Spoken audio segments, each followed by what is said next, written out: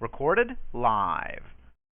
Hello, and welcome to the Castle Dracula Horror Movie Podcast. On this podcast, we talk about horror movies, vampire movies, and all-around awesomeness. And this week, in observance of the passing of one of the greats of fantasy filmmaking, we kick off a special, unplanned, Ray Harryhausen retrospective series, starting with the fantastic 7th VOYAGE of Sinbad from 1958. Now, bear in mind, if you haven't seen today's movie, we're going to be talking about it from the perspective of movie fans who have, so warning, spoilers ahead. I'm your host, Jason Henderson, author of the Alex Van Helsing series from HarperCollins and the upcoming game Teenage Mutant Ninja Turtles Out of the Shadows from Activision. With me are Drew Edwards, creator of the long-running horror webcomic Halloween Man, which you can find at HalloweenMan.com, and also writer for Rockabilly Magazine, and now writer for Bela Lugosi Presents. Say hello, Drew. Hello. Hello. Tony Salvaggio, back, creator of the Victorian mech comic Clockworks, coming this spring from Humanoids, actually coming in June from Humanoids, and the manga Psycom from Right Stuff and Tokyopop, lead singer of the band Deserts of Mars. Say hello, Tony. Howdy. And, as always, host of the mom-oriented podcast Pod Moms, attorney Julia Guzman. Say hello, Julia. Hello. With color commentary. That's what we call the priceless flavor that you bring to our podcast. Okay. The 7th VOYAGE of Sinbad is a 1958 fantasy film released by Columbia Pictures, directed by Nathan H. Druan, and produced by Charles Shear. It is the first of 3 Sinbad movies, 3 made by Columbia, conceptualized and animated by Ray Harryhausen. So Harryhausen makes 3 Sinbad movies. We're watching the first. And they use this special stop-motion technique that Harryhausen called Dynamation. The others were The Golden Voyage of Sinbad and Sinbad and the Eye of the Tiger. Now, in 2008, the 7th Voyage of Sinbad was selected for preservation in the United States National Film Registry by the Library of Congress as being culturally, historically, or aesthetically significant. So this is a movie that is worth seeing if you believe in cinema. So, and it's probably one of the best movies one of the most notable movies we're going to discuss. So, okay, let's do first impressions, and then we're going to get into a discussion of Harryhausen and his techniques and the color of this film and the creatures and the fantasy and whatever else we can discuss. So let's go Tony, Julia, Drew, and then Jason. We'll just give our quick first impressions and then into the topic. So, Tony, lay it on me, man. Your first impressions of the 7th VOYAGE of Sinbad. I really enjoy this movie. I mean, Sinbad movies in general and stop motion have been some of my favorite since I was young, really just a little kid. And it's not my favorite Sinbad movie. I think Golden Voyage of Sinbad is my favorite as far as, like, what I like about Sinbad movies and especially what I like about Harryhausen. But this one has some of the best, like, signature stuff going on, and I really enjoy it. I mean, I don't know why it's the only one of the Sinbad movies. As far as I can tell, it's on Blu-ray, and that's a shame because I would have liked to have seen all of them on Blu-ray. But hopefully we'll get that. I mean, and when we get into Harryhausen, to capitalize on tragedy, so well, that's how we will here. But I hope that you'll lay some more on us about, like, what makes a good Harryhausen movie and sure. And why Golden Voyage stands out for you. All right, Julia, I know that this was your first time watching 7th VOYAGE of Sinbad. Yeah. So, and I don't even know, is this your first Ray Harryhausen picture? I think so. Okay. First impressions, Julia. Well, I given that the time, I mean, the 1958 time period, I guess the creatures must have been really impressive because, the whole stop motion animation and everything. It seems now, watching it, of course, with all the CG that we have, it's, they seem kind of cheesy, but it's the same as like Godzilla or King Kong or whatever, where you're just kind of like, okay, and now it's cheesy, but at the time I imagine it was really quite amazing. And even now, some of those creatures were pretty cool. Anyway, it's not my cup of tea, this kind of film. I don't really, I guess it's kind of fun and interesting, and I love the costuming. That was my favorite thing. But the color is really interesting. That whole Technicolor thing with all the just. But I just kind of, I don't know. I mean, it's as good as it was going to be given what it is. All right. Okay. So you'll take some convincing. Drew, 7th Voyage of Sinbad. What are your thoughts? First off, Julie, I love you, but this is the sound of my fanboy heart breaking, hearing you say those things. Sorry, I love Drew. this movie. It's okay. I love this movie pretty unabashedly. It's definitely my favorite of the Sinbad movies. It's got the coolest looking monsters, and an important thing, Julie is talking about the effects here. An important thing is, if this movie was made now, they would have an entire team of computer generated effects guys doing. One guy did the special effects for all these great monsters. And I remember when I was a kid, my brother and I disassembling a King Kong model of ours, hacking it to pieces and reassembling it as the Cyclops from this movie. That is how much I love this movie. Yes. That's cool. That is very cool. Coolest looking Cyclops ever. I absolutely agree. I'll stop you there because we'll get into it. And my first impressions are just that there are certain points when there's not a moment when I ever believe that these monsters exist in my own world. But I think this movie so perfectly transports you to another world that is like a world of storybooks that doesn't exist, and it's just wonderful to look at. There's not a single moment in this movie that you're not just I'm not filled with joy just looking at the color and looking at the effects and shrinking back at the crazy effect. And all of these monsters are just wonderfully done. So does it feel real? Does it feel like that's what a dragon would look like if I encountered a dragon? I don't know, but I kind of feel like this is a world that you could go to, and that's what dragons look like there. And I really. But in fairness, can you say that that's a dragon from, I don't know, Reign of Fire? That's what a dragon would look like either? I mean, I have no idea. It's a good question. I actually remember really liking Dragon Slayer, in fact, and I'll bet that those dragons don't really hold up all that well now either.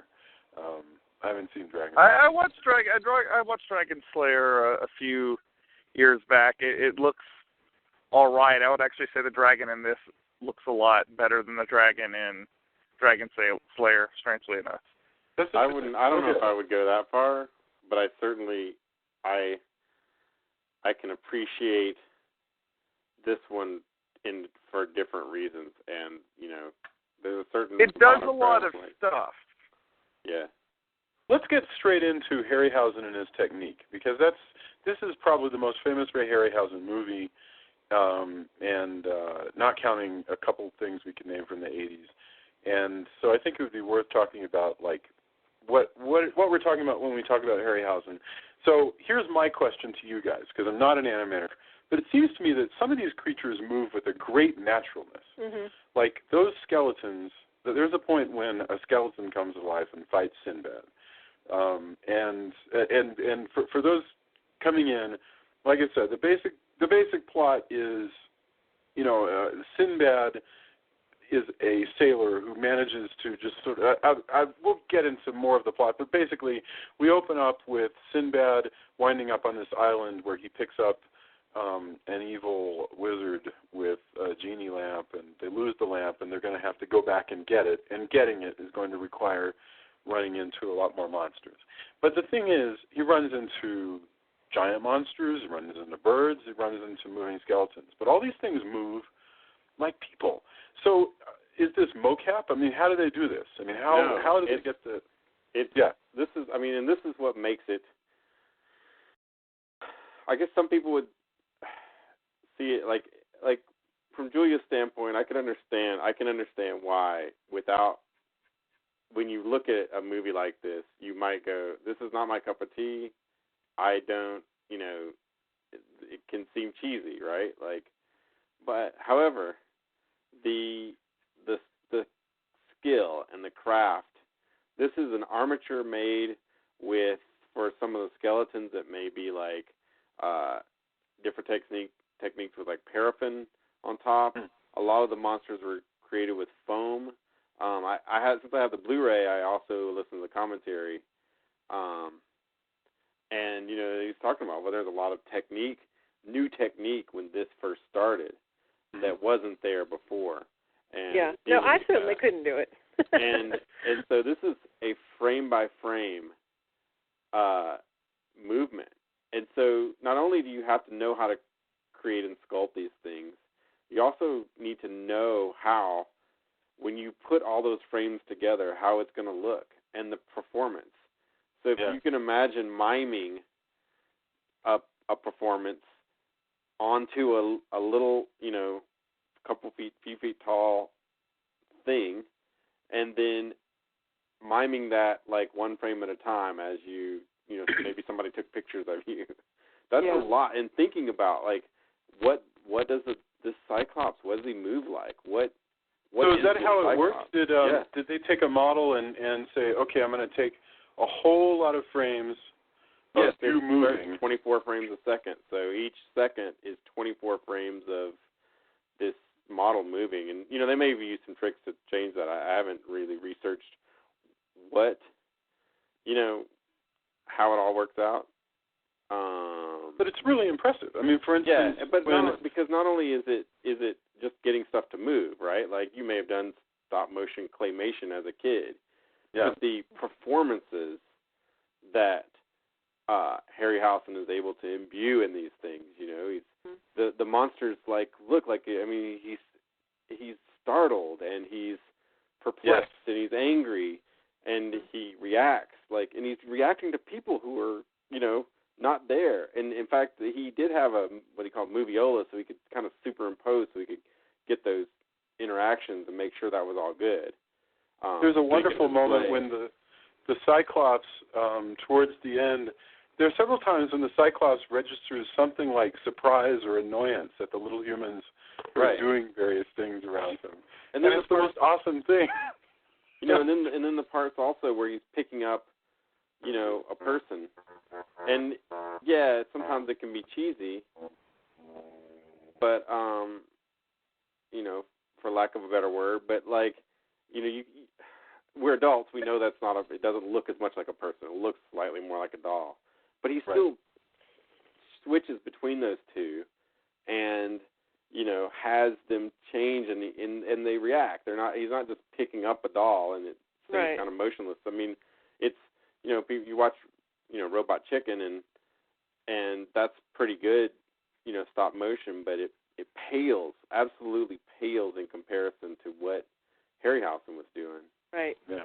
And absolutely. In some ways, also, there's a certain, it doesn't look as slick as CG, but there's a certain, gravity and weight that it has that's different than CG, especially really bad CG.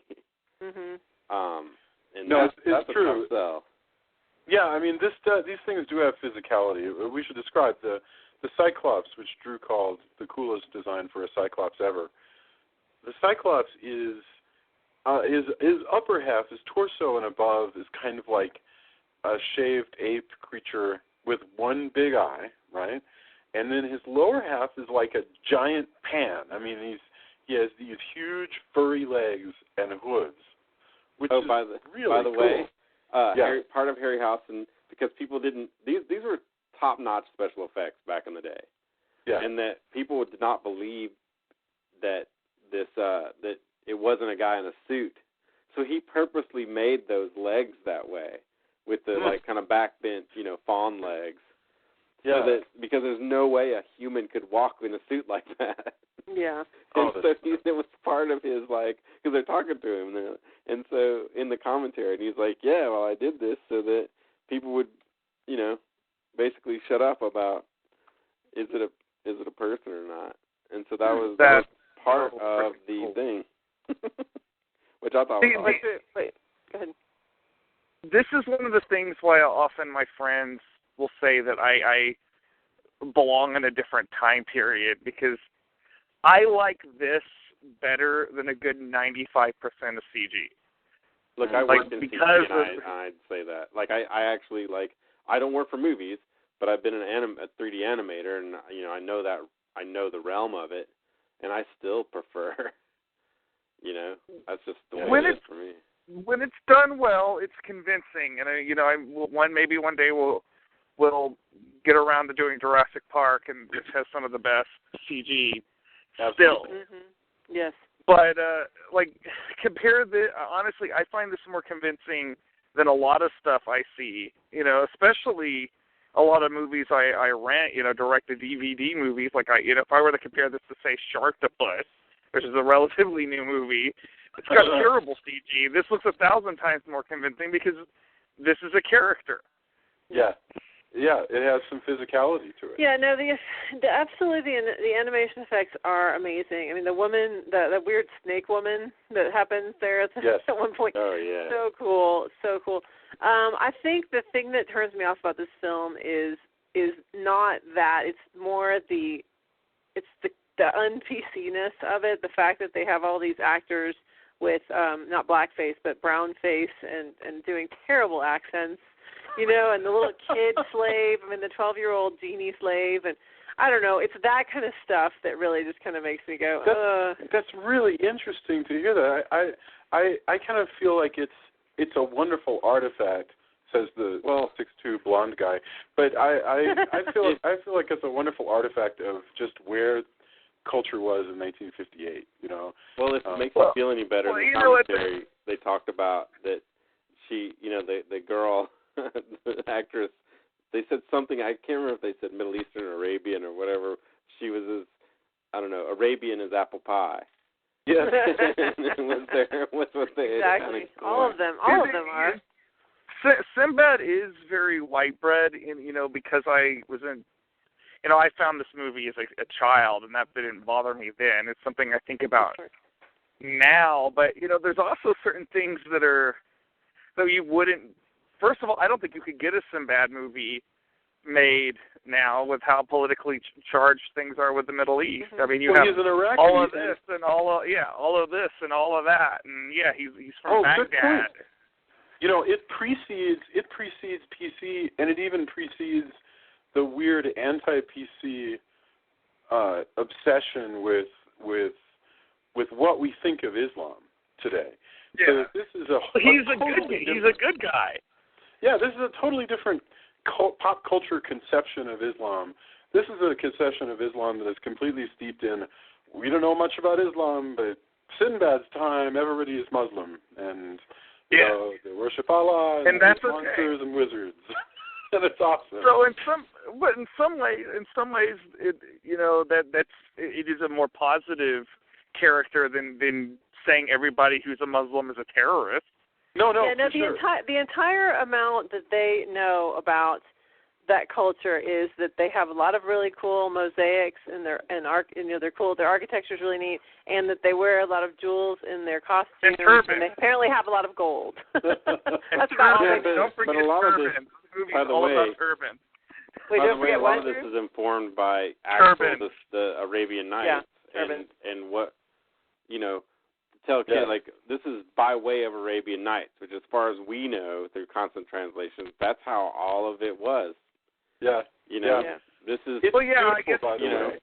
I mean, all that color, I mean, Julia mentioned earlier, I call it Technicolor. I don't know what the technical process is called, but I call it Technicolor. This 1950s super saturated color that you have in movies like this, where red is just like popping crazy red, you know, and it's like the whole movie has been processed to just shine.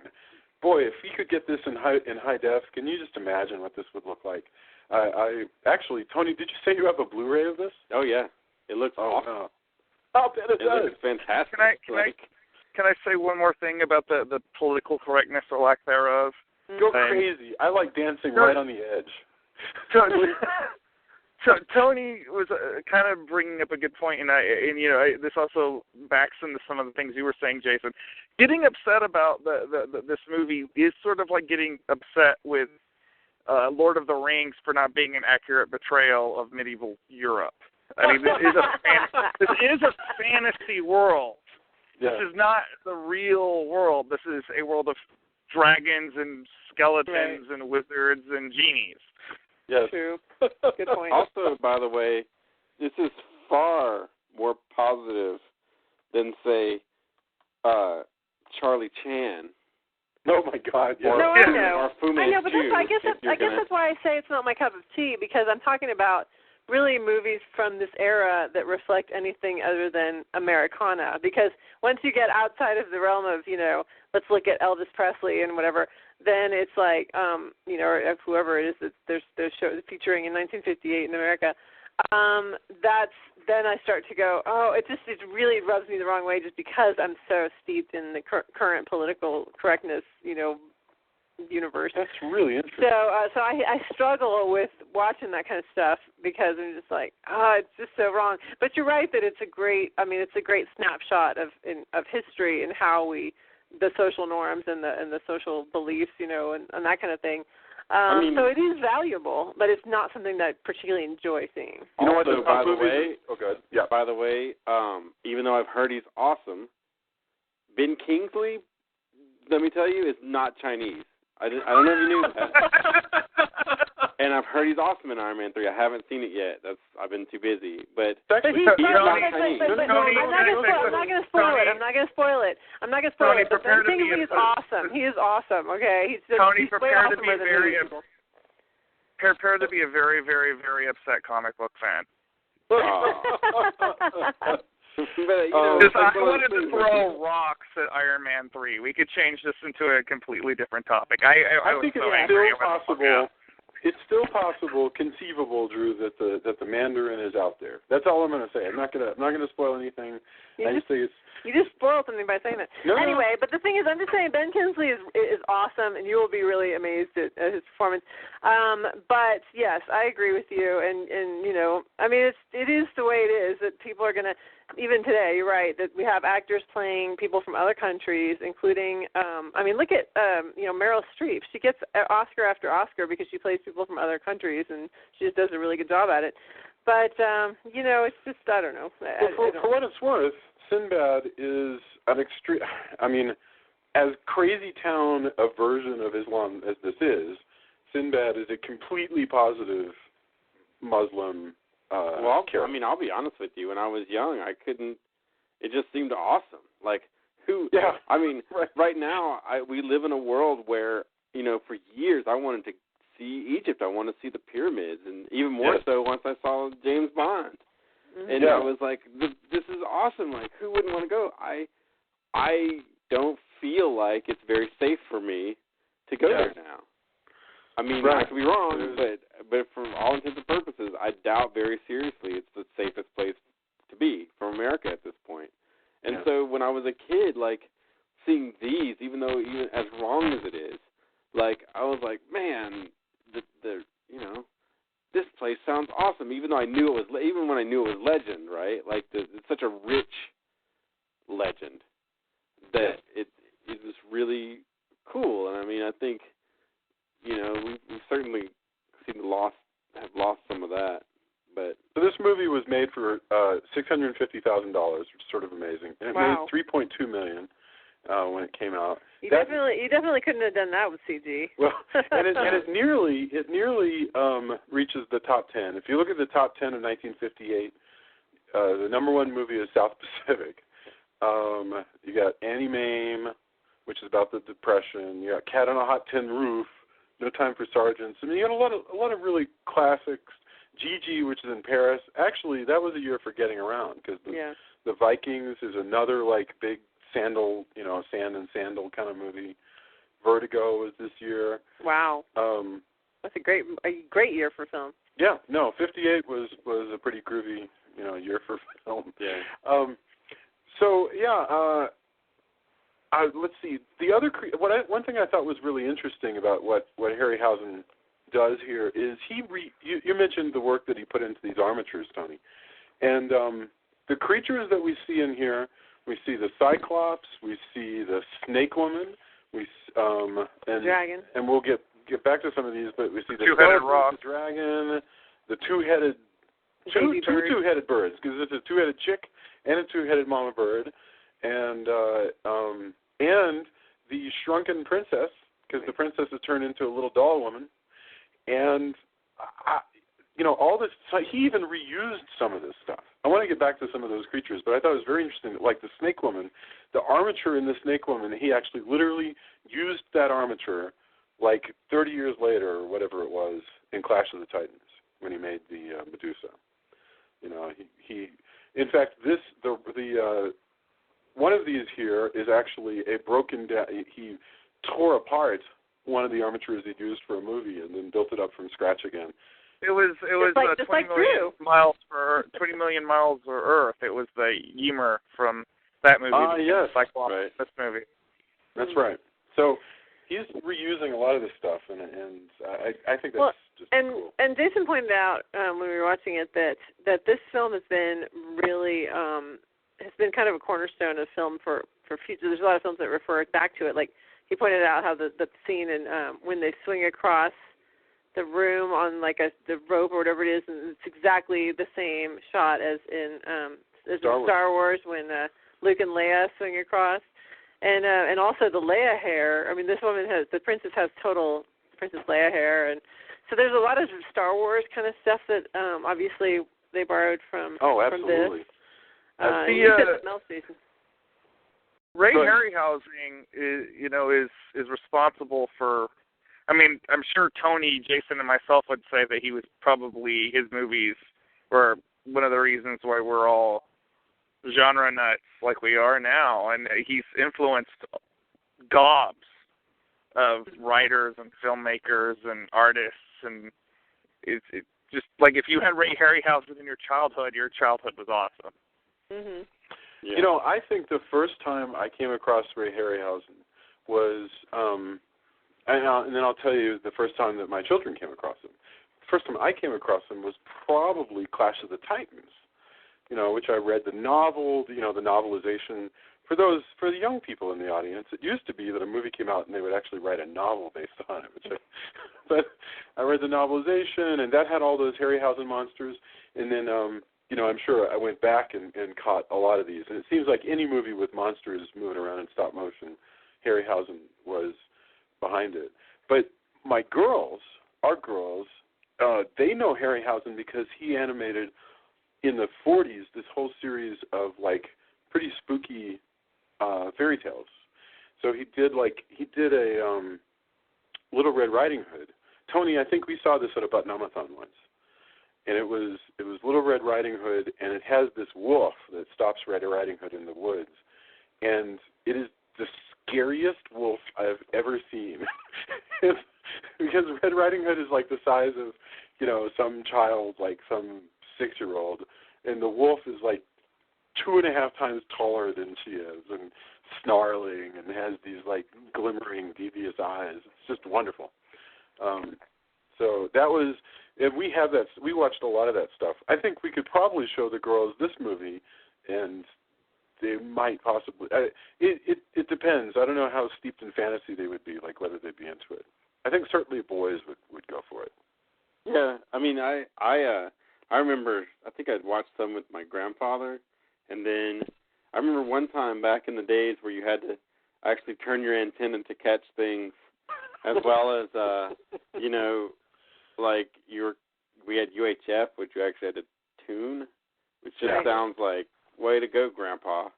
But to anyone listening who's younger, and then I remember we just happened to catch something out of, like, maybe I was living in Mississippi with my parents, and we just caught out of Oklahoma. And I want to say, I can't remember if it was this movie or if it was Golden Voyage. I want to say it was Golden Voyage. And we just happened to catch it. The thunderstorms had aligned, and TV signals were bouncing just right. And we watched the movie, and it came in, and right as the closing credits came in, whatever else happened in the ionosphere changed and it faded out, and so it was like this perfect. You know, there was no VHS at the time. It was this perfect, like, hey, look, a Sinbad movie brought to you from the heavens. That is and wonderful. that was like, just, that's kind of cool, even though it sounds really like, people are like, wow, you were really old, and I don't know why that would be something you would like, but. I just find it fascinating, and by the way, if you want to recreate that, I have an antenna to capture over-the-air channels. If you're interested, I don't have cable at all, so I'm actually doing. You watch the over-the-air like the MeTV and everything. Yeah, except now it doesn't fade like that; it just blinks on and off. Right, because this is a different universe. It's true. But before we go too far down the path of studying how to capture over-the-air channels, let's see. So. To get into the plot a little bit more, we have the basic idea is that Sinbad, who is from Iraq, all right? Sinbad is from Baghdad. Sinbad is the prince. He wants to get married to the princess of Chandra, her kingdom, and bring the kingdoms together. And unfortunately, they've got this evil wizard hanging out with them because he saved them when they wound up on the evil island the first time. The wizard desperately wants to go back to the island to get his genie lamp. Nobody wants to take him. This is kind of hilarious. The wizard is, a bald man wearing these various awesome black outfits, but he's whiny, and he just keeps asking to be brought back to the island where they picked him up so he can get his lamp. Nobody wants to take him. And so he finally arranges. How does this happen? He arranges to turn the princess into a tiny little doll woman and then says, well, I can only heal her if you take me back to the island. Yeah, the antidote requires this special shell of that two-headed bird that we talked about earlier. The rock. The egg.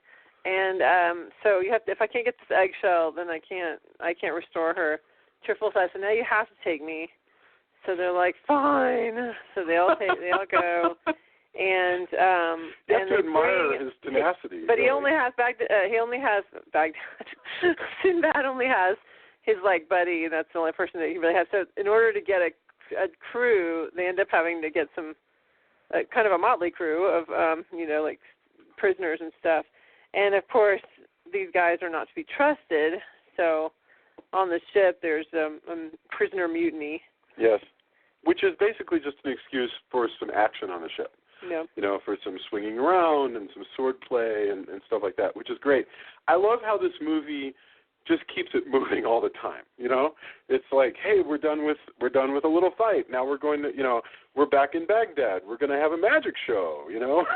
And that Baghdad stuff, that is, like I said, my favorite part because it's so beautiful. I mean, it really is. It is really. You know what this movie is the Epcot Disney World version of Baghdad because it's like the perfect little gorgeous window of. It's such cool buildings and such beautiful mosaics and such pretty costumes with all these gorgeous jewels on them and this rich fabrics and all that. And that was I just really enjoyed that part. I think you said it exactly right. I think Walt Disney would be pleased to hear you say that. Probably. Yeah, and so they wind up back at the island of Kalasa, where once again they're faced with the big Cyclops, and but this time they have a goal, which is that they have to go get the shell of the rock bird, and I actually I don't remember exactly how this happens, but they wind up splitting up into like several groups. If you guys are going to go, the wizard convinces them that it's a good idea in case one group gets captured. The other group can go rescue them. The other one can help them. Right. So they've got the lamp crew. It's kind of like that one of those game shows, those reality shows now where you're like. You're saying this is like The Amazing Race? Yeah, The Amazing Race. It's like the lamp crew and the shell crew. I think The Amazing Race is so much better with. Go ahead. Yes. What's that? I love most of the acting in this is kind of wooden and almost movie serial-esque, but I love the guy playing Sakura, however the heck Sakura, because he's so ridiculously smug. Yes. And nobody seems to call him out on it, ever. Like, they don't pick up on the fact that he even one point, like, I forget exactly the point, but he says something to, he says that, hey, Sinbad, I think the crew is going to perform a mutiny, and Sinbad goes, oh, no, they can't do anything. They don't have swords or spears. And he actually turns and rolls his eyes, and I just love that. No, my favorite thing in the Sakura moment is when they're all in the cage, and they're like, Sakura, to get the latch above the cage, and then he kind of looks at them and he goes, shh, he kind of hushes them and does this, like, I'm not going to do that, and kind of this really crazy-eyed look, and then he walks away. It was so bizarre. I was like, what? Well, what I love about Sakura is I think he's going to be everybody's favorite character, but what's great about this character is that he's a bad guy. He's evil, and yet nobody can get rid of him. Right. And magical. He's like a bad guy that you keep around. It would be like if you had Lex Luthor just as sort of part of your team, and he kind of looks like Professor the way Jack Kirby draws Professor X. Yes, no, he does. He's this person that nobody in their right mind would keep around, and yet nobody gets rid of him. Well, no, you have to, because he always it's like a blackmailer. I mean, yes. He just turns your princesses into tiny little people if you don't do what he says. Well, and the thing is, we have characters like this throughout pop culture, at least at the time. I don't see it as much anymore, but Dr. Smith was this way on Lost in Space. He was this guy who really probably would have fed them all to that light monster out across the desert if he had seen a good reason to. But instead, Spike on Buffy is the last character I can think of that really had a prominent role in popular culture. These sort of evil characters that we're just stuck having on our team. I love that concept. I wish that we saw it more. So they go over and they're going to get their stuff, and they find this treasure. And I love that the Cyclops has like this little human trap where he's got this little room full of treasure, and then whenever the humans go in there, he picks them up with two fingers and pops them into a cage, and then he rotisserie cooks whichever one he's hungry for at that moment. It's so funny. That was a great character, actually, when you guys talk about the creature You really characters. do kind of love the Cyclops. I found the Cyclops to be remarkably cuddly. Which, by the way, the Cyclops, that's pretty much the Cyclops from the Odyssey. Yeah. Oh, a lot of it's Polyphemus. Right, absolutely. I think this hoof idea is completely, Harryhausen's, right? But I don't know. I don't even know if Homer ever described really what Polyphemus looked like. I literally don't remember, if he was furry or not. No, this is totally, from the mind of Harryhausen. In fact, he talks about how he brought the sketches around, and finally somebody was like, oh, that's cool. Yeah. But in general, they were like, why would we buy this? Like, why are we going to pay for a movie of this? Well, I don't know if we're going to get that. I'm curious about that. While that's going on, with the Cyclops, the other guys are drinking this like wine-colored water that's supposed to be poisonous, and I missed what happened. Did anything happen to those guys? Like, did they actually die, or was that all? They get killed by the Cyclops because it makes them drunk. And he says if it if it touches your lips, you will die. And what he didn't mean it literally was poison. He meant that they would go get drunk and do something foolish, like try to pick a fight with a Cyclops and get smushed by a tree, because the Cyclops picks up a tree and literally starts squishing these sailors with a tree. I missed that part. So Sakura just jacks with people all the time. It's wonderful. It's really great. I like that there's sort of a grab bag of mythology in here. There's the howling, the sirens. There's the sirens. He said he wanted to actually make the sirens, but that there wasn't really time or money, and showing them wasn't as important, and it was more important that it moves things along. Yes. So that's why there are several reasons, but it's basically like that would have been cool, but I I didn't do that. So, but I thought that was cool. The genie. Yeah, I was about to say, what do you guys think about the 12-year-old genie? Well, that was kind of weird, but like, I don't know. I didn't mind it. He's got so many creatures in here that you don't feel like he's being stingy, so. Yeah, but why 12-year-old? The genie started in there because the target audience for the movie is like 10-year-old, 12-year-old boys. Oh, really? So they threw that in, I would figure, as an identification figure. And, I mean, when I first saw this movie, I was probably around that kid's age. And I'm sure that's probably true of a lot of people. Yeah. Right. Yeah, I can see that. I can see that, kind of this Mary Sue concept of, hey, that could be me. I could be a former genie hanging out, being the cabin boy, on the ship, and they tousle my hair. I mean, how awesome that is. It is. This is a wonderfully innocent, just vision of men and monsters and wizards. I mean, it's great. I actually like this better than the Middle Earth stuff, and than the pseudo medieval kind of wizardry that usually we get in fantasy. It's a prettier aesthetic, I think. I think one of my problems with a lot of fantasy movies is the typical lots of big beards and dirty looking. The Middle Earth thing. It's fun, but it's very grungy, and it's not a very appealing look. This has got that slick high 50s glamour to it, which I think has a little bit more of an appeal. Boy, and we could spend a long time looking at awesome sand and sandal movies. I mean, because there's these, which there's several Sinbad films. There's a Russian movie that they called a Sinbad film. There's Hercules movies, which look kind of like this. So if you dig this with all the color and everything, there's a lot of these. Can you explain to me, Tony, you said you like Golden Voyage. So why are there like 12 or 13 years between this movie and the next Sinbad movie? Who knows? I mean, financing, time changes. I'm actually not sure, to be honest with you. I'm not, Yeah. I'm not as much of a film historian as perhaps I wish I was.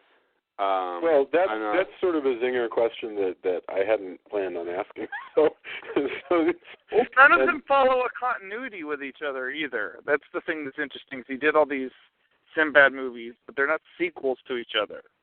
Right. Exactly. Right. They're just ongoing adventures of Sinbad, just like Hercules. I mean, there's all those Hercules movies. One thing to watch, though, again, going back to, the creatures. Also, a lot of narrative. Like, the creatures all are creatures. They're not just like, oh, look, they all, like, react, Yeah. The wizard has his own things. In the interactions, I'm still, like, to this day, blown away. Also, if you watch Jason the Argonauts, specifically the interactions that happen there, like, there's a skeleton, I watch it time and time again, I have that on Blu-ray as well, and when they're fighting the skeletons, one of the skeletons, like, vaults over a wall, and you have to look, like, it looks like, somebody vaulting over a wall. It doesn't look, because you can see plenty of bad stop motion. No, tons of that. You're right. That's a neat trick when you think about it, because this thing is an armature, and the animator's got to figure out how to get it to, like, rest on one hand and go over a wall.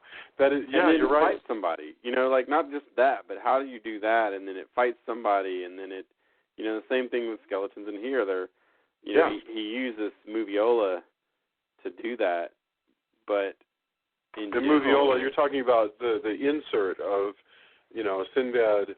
Well, you went frame by frame, and then, like, could see how he's comparing, Oh, like he's seeing, well, it needs to move like this and everything like that. And that was, a newish process as far as how that goes. He got to have that. and it's pretty amazing because you can see the skeleton, like, he'll step back and he'll, like, move his body to, like, avoid the, move his torso to avoid the blade and do all this stuff. And it's just completely fluid and also it makes, and these made skeletons of, pretty much inanimate thing, like, have personality. Yeah. It looks, it's reacting and everything, and it's for something that pretty much doesn't have, there's no facial features per se that move other than its jaw moving. Yeah, that's kind of cool. No, it's remarkable. The fight between the Cyclops and the dragon in this at the very end is phenomenal to me. Yeah. Yes. I felt bad for the Cyclops, actually. Because that's the other thing. The dragon really goes after him. You feel bad for both of them. Yeah. I mean, they're, Yeah. They could have gone years without, even if they were going to eat people, and maybe they like to eat people, they could have gone years without that happening if the stupid wizard wouldn't have, messed with things, basically. How do you guys compare that fight with, like, the Godzilla fights? It's really different. I mean, there's the man in the suit kind of stuff it's kind of handled different too. I don't know. I guess there's the Godzilla stuff is almost more like watching wrestling. Yeah, that's true. It's like watching two humans of unusual body texture wrestle with one another. And it's cool, and I like it, but how was the Godzilla stuff done? Like, what was the difference? It's really people in suits. Oh, people in suits, okay. Yeah, with, in bad versions of it, sometimes you can see, zippers. Or at least beams with zippers on, right? Like, no disrespect to Godzilla. I mean, Godzilla is a lovable creature, and you watch him, and sometimes... No, well, I really, really enjoy Godzilla movies, like, legitimately, not ironically, because, look, it's men in suits. Like, I think there's a coolness to that as well. But it is different. Like, having you don't get them the act emotion. and do stuff in suits, because there's a certain amount of acting in the suit as well. Yeah. Sometimes subtle and sometimes like over the top. But having someone animate and go, this is this character that I'm going to breathe life into, and basically it mimes these emotions because I'm moving it. There's something pretty awesome about that. Yeah, I agree. I as much as I love Godzilla movies, and I don't know if I love them as much as Tony, but I definitely grew up on them. I would say that is a lesser art form than this, but it's still when it's done right, it's still an art form. Yeah. Yes. I would say artistically, I would say so. I would agree with you. And as an animator, I'm a little bit biased as well, I think. Right? And by no means am I saying I'm as skilled as Harryhausen, because that would be a lie. Well, nobody's accusing you of, like, you can say that there's a special place for this without suggesting, But I'm in awe. Like, and I think that's yet another. There are many of them I can point out throughout my life, but one of the reasons why I think I wanted to do animation was just looking at this and going, wow, you can. That's a thing you can do. You can make these things, come to life, and especially. There's a certain craft and character that Harryhausen brought that very few others bring. Even if it's talented stop motion artist, and you see a lot of low budget. Oh, we can just do that with stop motion, right? And they think that's the way because perhaps it's cheaper. I'm not sure if in the long run it is, but I'm not sure if it is anymore. But in general, like there's the way he creates, and eventually the way he has characters interact. One of the reasons I like Golden Voyage is the awesome statue, the kind of Kali statue with 6 arms. Oh, right. Is that what that's from? Oh, I can't wait to see. She's fighting, and they're interacting, and plus, Tom Baker Doctor Who is a wizard in that movie. Like, what's not to like? Yeah. No good.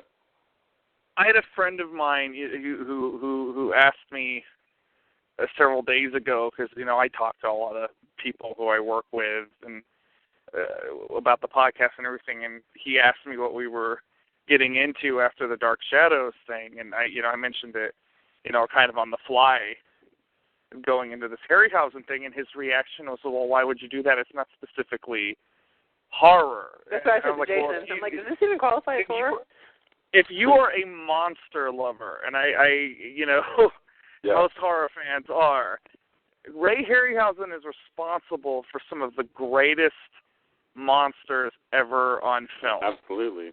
And transcends horror to sci-fi to... Here's my rule of thumb for this, is that if Forrest J. Ackerman would have given it pages in Famous Monsters, which he did, we can cover it on the podcast.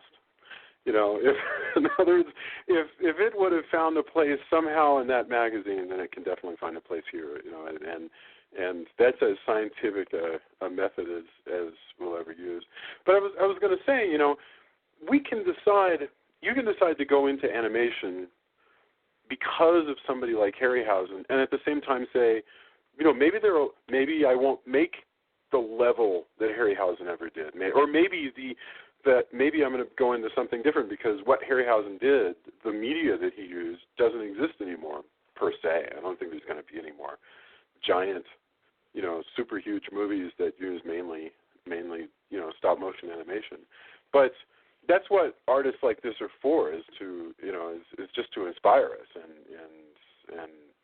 and amaze us. So let's see. We've talked about the creatures. We've talked about the plot more or less, and we're definitely coming up on the end of the hour. So I think what we should do is go to our final thoughts, and definitely we're going to do a couple more Harryhausen. So we're going to get into this some more, whether it fits with the horror movie motif or not, because I'm super excited about talking about Harryhausen. Okay, what order did we go in? It was... Tony, then me. Yes, it was Tony, Julia, Drew, and then me. So Tony, lay it on us. Should people go out right now and go watch 7th Voyage of Sinbad? I say yes, and I know some people will be like, well, that's cheesy, that looks old, that looks of a time. And again, I think you could say that about a lot of movies, a lot of horror movies as well. But if if you want to see what something, this is one of the top special effects of its time, that there's if you can realize that and how much it took into that. I mean, most film viewers, they don't want to know how the sausage is made, right? Right. I mean, to be honest with you, like when you see bad CG, it's bad CG, and you don't have to go, well, they only had this amount of time, right? You should make, most people don't know and shouldn't care, but for monster film fans, I think this is an important one, and that I feel strongly about that. Very good. Very good. So, and it inspired a lot of filmmakers making. If you're not as old as we are, a lot of filmmakers that you're probably watching now, especially if you're into sci-fi and horror, guess what? They were inspired by this movie. Oh, that J.J. Abrams probably watched the heck out of the Sinbad movies. Oh yeah, and, and certainly. Peter Jackson. Peter Jackson said that the Lord of the Rings movies was him trying to make a Ray Harryhausen movie. Wow, that's amazing. Julia, final thoughts. 7th Voyage of Sinbad, kicking off our Harryhausen retrospective. Well, I absolutely see the value of the film and how how influential it's been. I do think the effects are pretty amazing, especially given its time. But really, even now, it's pretty cool. I mean, they're pretty cool effects. However, like I said, there are some films from they're old films that I still think just stand up and you just watch them and you're just like, this is awesome now. And I think all the Alfred Hitchcock films pretty much fall into that. So there's things like that. But I don't like watching movies where, like I said, that kind of remind me of how backwards we were at the time, and I'm sure there's plenty of films that show how backwards we are now.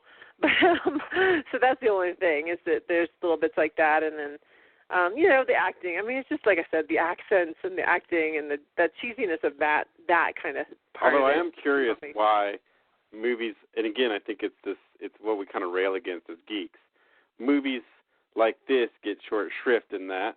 However, Gone with the Wind is an amazing epic. Oh my God! And it's like because it's just as bad or worse.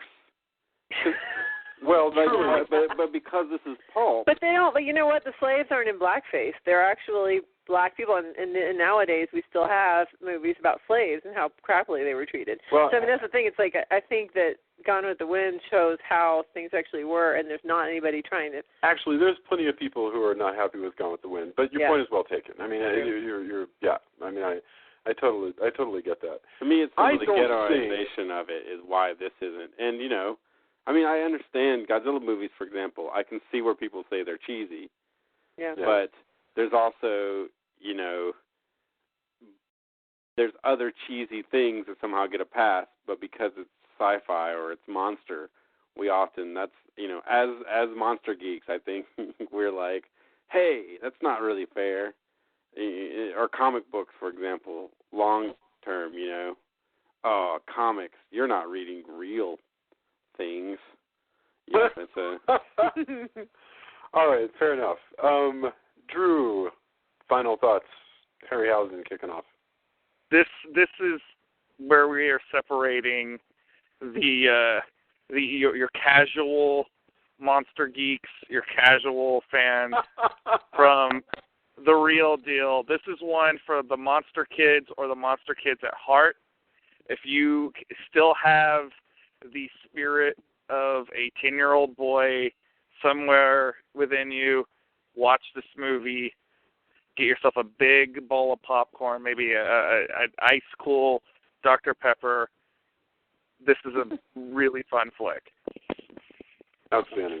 Oh, and by the way, if you haven't seen it and you're like, you've been looking at the cover and you didn't see it when you were younger or not as old as us, but you are into horror and creatures and monsters, now's the time. We're telling you. This is also my endorsement, to go get these movies and don't just look at the cover and go, that looks really cheesy, or, the Middle East it's way more complex than this, and I hate this whitewashing. Because, it is, I totally understand where you're coming from, Julia. I absolutely, it's cringeworthy, that period of Hollywood. There's a lot of stuff like that. Oh, geez, look at, but Cyclops are awesome. Yeah. I mean, look at, where Sean Connery becomes Japanese. Oh, man. Oh, yeah, that was in You Only Live Twice, which was 10 years later, way more expensive, and they really should have known better. Yeah, and so I understand, but if, that's my endorsement as well, I guess. And because, and I hate, sorry to be long-winded on this, for this weekend I got to see Star Trek, and Peter Weller did a Q&A on that, and I missed RoboCop because I had a gig that I actually signed a contract for, so I couldn't, as much as I wanted to see RoboCop with Peter Weller there, that would have been awesome. But he's talking about, he's lecturing, and he went somewhere, and there were two people who knew what out of 28 who had seen Jaws. And he named off several different ones, where, of course, this is a Ain't It Cool News crowd, so movie lovers abound, and so everybody had seen, most of the people had seen all the movies. But even I was in awe. So, I see people all the time, oh, I'm finally watching this.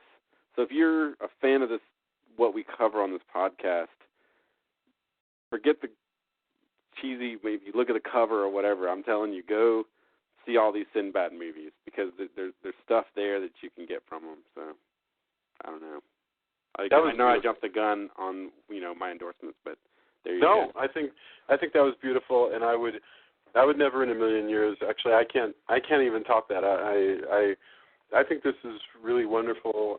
I'm so happy that we're doing these things because, as a horror fan, I'm really more of a groovy age horror fan. I'm mainly interested in, in worlds and in images and stuff like that. And I tend to shy away from stuff that I find to be truly disturbing and so forth.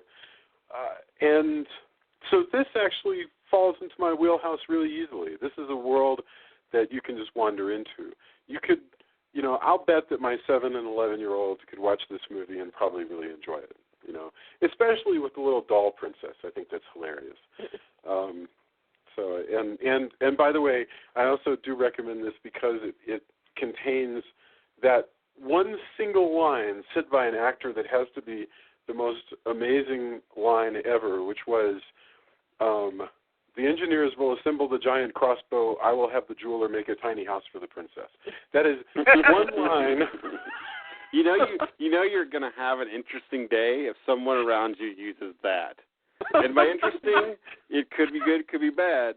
But you know that something out of the norm is happening when you're assembling a giant crossbow and someone has to house a tiny princess. Like something out of the ordinary, something extraordinary has happened on that day, for sure. So it's really, really just a delight. I have a big smile on my face just thinking about this movie. So there we go. And Tony did an endorsement, but you're welcome to do another. While you're thinking about that, Julia, do you have any endorsements for us this week? Well, Jason and I have been watching Newsroom, which is a series by Aaron Sorkin, which is awesome if you're a fan of The West Wing or Sports Night. This is another really cool show with a political bent to it, so I endorse that. It's a neat program. Very good, very good. Drew, did you have any endorsements? I do. This is worlds away from monsters and Ray Harryhausen and horror, fantasy, or sci-fi, but I can't recommend this movie enough. I've been thinking about it nonstop since I watched it, and I can't believe I am saying this partly as a heterosexual man. Go see Silver Linings Playbook. Okay.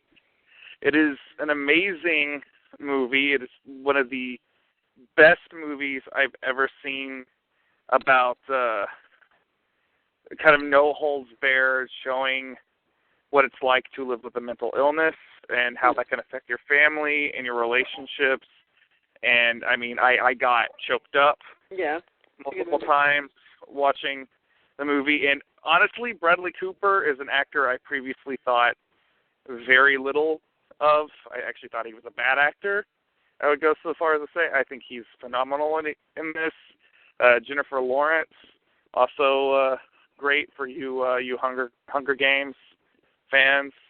Great. Best Robert De Niro performance in years. It's the first movie I've seen him in a good while where he's not phoning it in. Just seriously, rent it. It's easily available on Redbox or Netflix. I'm sure all your video and DVD stores have it, or those of you who like to steal things could always steal it. But you should spend your money on it because it's totally worth it, and I can't say enough good things about it. Outstanding. For me, actually, I'll back up Julia with the fact that we've been watching the Newsroom, and I actually just read. So I've been reading my way through Stephen King's Dark Tower, but I'm not going to talk about that yet. But that's taking up a lot of my reading because those are some big books. But I just read Grant Morrison's All-Star Superman, which is a 12-issue miniseries he did a couple years ago. Sort of read this because I was thinking about, Man of Steel is coming up. I read this book called The Unauthorized Biography of Superman, which is a fantastic just recap of the history of that character, the different creators, the different versions. And so for my nonfiction choice, I recommend The Unauthorized Biography of Superman, which is a brand new book, very good. And All-Star Superman from Grant Morrison is available on Kindle or the trade paperback or however you want to read it. And it's a great version of Superman. The plot is that Superman is dying of cancer and he wants to do 12 major labors, not unlike Hercules, before he dies. Beautiful stuff. Go ahead, Drew. I'm just seconding that. That's one of the better Superman comics to come out over the last 10 odd years or so. Grant Morrison really, really gets the character, and you can tell how much he loves There is Superman a tremendous amount of there. love in that story. You know, the best Superman stories, the people who have written the best ones, write a Superman story that, when it's over, makes your heart thrill and makes, you know, the hairs in the back of your neck stand up. And, you know, that's what Superman stories strive for, and so this is really wonderful. Tony, well, did you have any other endorsements? Oh, I'm sorry, go ahead, Drew. I have to say, like, I've always been more of a Superman guy than a Batman guy, and I'm constantly having to defend that standpoint. It's like, oh, Superman, kind of some of the things Tony's been talking about. Oh, Superman is corny and old-fashioned. And All-Star Superman is one of the books I tell people, it's like, oh, we think he's corny and old-fashioned. Read this, read it all the way through, and if you don't love Superman by the end of that, you don't have a pulse. Well, what's amazing is that in All-Star Superman, and, you know, the trailers recently for Man of Steel have been making us think of this, Grant Morrison writes the line where he says, you know, they will run behind you, you know, you will give them you will give them something to strive for, and they will run behind you and they will stumble, but they will find their place in the sun. You know, and it's this wonderful concept of Superman as a gift from the heavens to make us better people. Wonderful. How what a wonderful sentiment for, like, what the way children think of Superman. It's great. Just fantastic. So I recommend it to everybody. Tony, besides 7th Voyage, and one presumes the other Golden Voyage, did you have anything else you'd like to endorse? No, I don't know. I was long-winded enough. I think that gets it for me. Go you therefore watch some Harryhausen. I can dig it. Okay. We will be back very soon. If you are listening to this, tell your friends, vote for us, and say nice things about us on iTunes. Ask us questions on Facebook. Get into arguments. Call us fools. You know. Don't call me fool. I don't want to hear that. And I'm the fool. Yeah, we can't wait to hear from you. We're so thankful for everybody who's written in and joined the conversations. And we will see you guys very soon, probably next week. All right. Bye.